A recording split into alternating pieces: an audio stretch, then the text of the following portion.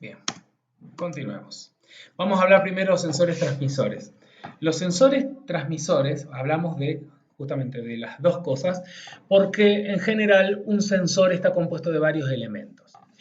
El sensor tiene como objetivo, les dije recién, medir la variable que se quiere controlar. Hay veces que no se mide directamente la variable que se quiere controlar, sino que otra indirecta. Por ejemplo, un ejemplo típico es, quiero controlar la composición en el plato de una columna de destilación, entonces si yo controlo la temperatura, estoy controlando indirectamente la composición.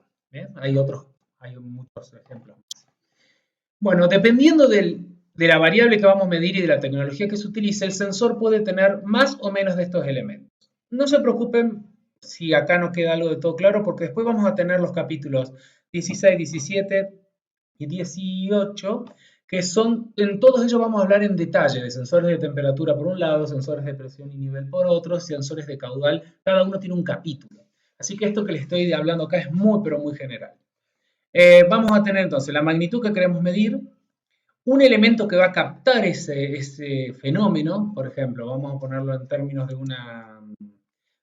un sensor de temperatura. Yo tengo una termocupla, lo que yo quiero medir es una temperatura. Entonces, mi termocupla tiene, tiene dos metales, los cuales generan una pequeña corriente, una FEM, una fuerza electromotriz, que es que creamos que aparece, es medible en los dos alambrecitos que forman la termocupla. Como esa corriente es muy baja, o esa tensión es muy baja, necesito un traductor que la amplifique. Y luego que la amplifico, tengo que llevarlo a un sistema de transmisión estándar, porque yo puedo medirlo en cualquier valor, pero yo necesito que sea un valor, por ejemplo, 420 mA, que es muy utilizado, para que el controlador entienda lo que se está midiendo. Están las mismas unidades, bueno, y ahí viene el transmisor. Finalmente lo que se obtiene entonces es la variable medida. Los sensores tienen que ser elegidos siempre que se pueda, de tal manera que su función de transferencia quede caracterizada solo por una ganancia. ¿Qué quiere decir esto? Que su velocidad de respuesta sea instantánea o pueda considerarse instantánea. Fíjense que acá no tenemos el término, no está dividido sobre tau m s más 1. Hay veces que los sensores sí son lentos, tienen algún retraso y bueno, eso va a ir complicando, ya vamos a ver por qué, cada vez complicando más la estabilidad y la sintonía de mi sistema.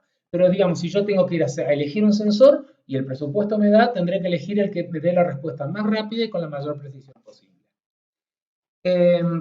Bueno, la razón por la cual los sensores no se comportan de esta manera, sino que tienen retraso, inclusive se pueden comportar como sistema de segundo orden también, son, por ejemplo, los sensores de temperatura. Yo supongamos que tengo esto como un sensor de temperatura, una vainita, un sensor el que fuera, y generalmente en procesos industriales los tengo dentro de una vaina. Esto yo lo dibujé acá muy grueso, en realidad es algo muy finito. Bueno, esa vaina metálica o de vidrio, de lo que fuera que tiene rodeando el sensor, me genera una resistencia a la transferencia de energía. Eso hace que, para que el sensor se entere de la temperatura que tiene acá afuera, primero haya que atravesar este material. Y esto me genera inclusive un perfil de temperatura. Otros sensores que sí tienen mucho tiempo muerto o retraso en la medición son los cromatógrafos, los viscosímetros, los pHímetros. Todo ese tipo de equipamiento necesita mucho tiempo para estabilizar la señal. El cromatógrafo ya de por sí necesita porque tiene que, digamos, los elementos se tienen que separar en una columna. Entonces, por esos sensores nos traen problemas de velocidad. Es necesario, a ver qué dice acá. Los sensores en general, muchos sensores, tienen características de no linealidad. O sea que si yo mi variable medida y, perdón, sí, mi variable medida y versus la respuesta que me da el sensor, en vez de ser una línea recta, son curvas. Entonces necesito linealizarlo porque toda la teoría matemática que vamos a ver, que hemos visto en parte de los sistemas o del comportamiento dinámico de procesos, se hace con modelos lineales. Trabajar con sensores no lineales nos traería grandes dolores de cabeza. Por suerte, hoy en día, con la electrónica digital, cada vez es más sencillo trabajar con sensores no lineales porque vienen, si no se los puede linealizar de manera tradicional con con transistores y resistencia y capacitores, como se hacía antes, ahora ya se digitalizan y se hacen con microprocesadores, se linealizan las señales, y la verdad que es un espectáculo las cosas que se pueden hacer, sobre todo porque se simplifica mucho. Bien, entonces lo que nos va, disculpen, lo que más nos va a interesar en un sensor entonces es su ganancia.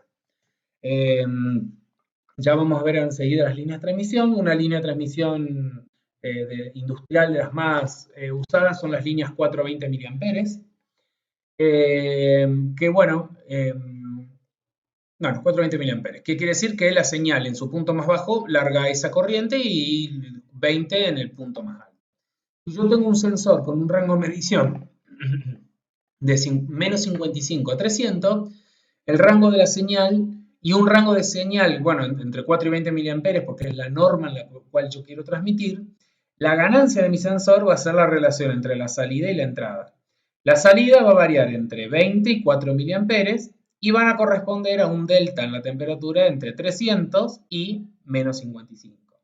O sea que mi delta de salida son 16 miliamperes y mi delta en la entrada 355 grados centígrados. Esto me da una ganancia de 0,045 miliamperes por grado centígrado. O sea que cuando yo si yo pusiera un miliamperímetro en el sensor, cada grado centígrado que suba o que baje la temperatura, yo voy a ver una variación de 0,045 miliamperes. Bueno, acá les representé algunos sensores, bueno, de los tres que les voy a dar ejemplos de cálculo de ganancia. Esto que está acá es la termocupla, como generalmente viene, con su cable y su vaina y su sensor. A veces viene sin vaina. Esto que está acá es el típico soporte DIN para enroscarlo a una cañería o a algún tanque, algún proceso. Y esto que está acá es el transductor del que les hablé recién, o sea, de esta cajita que está acá, transmisor, convertidor. En realidad hace las dos cosas, en este caso es tanto transductor como convertidor.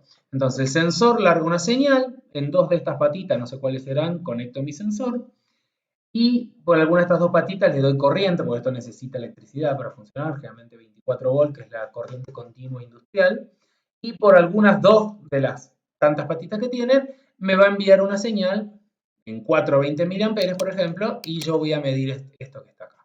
Fíjense que acá en el soporte este DIN tengo una salida por donde van a salir los cables, bueno, entrar y salir los cables, los que entran con corriente, con tensión, y los que salen con señal. ¿Bien? Fíjense que si prestamos atención tenemos esta vaina y adentro vamos a tener esta otra. Ahí empiezan a aparecer a veces los problemas de conducción y de perfiles de temperatura. Bien, esto que tengo acá en estas imágenes son los sensores de pantalla, a ver si puedo borrar todo. ¿Cómo se borraba todo? Borrar todas las entradas, perfecto. Acá, esto que tengo acá son sensores de presión. Fíjense que este es un sensor de presión que va enroscado, a los dos van enroscados. Este mide en ese orificio, digamos, queda expuesto al fluido que quiero medir su presión. Y este es un sensor de presión, pero diferencial. Mide la diferencia de presión entre dos ramas. Podríamos decir que uno es más parecido a un barómetro y el otro a un manómetro. Bueno, supongamos entonces que tenemos un sensor de presión con una salida 0,10 volt, que el rango de medición sea de 0 a 5000 psi-G. Entonces su ganancia va a ser el delta de salida, que van a ser de 0 a 10 volts, o sea, 10 menos ceros, y el rango de salida 5000 menos 0. Esto me da una ganancia de 0,002 volts por cada psi-G que aumente o disminuye la presión.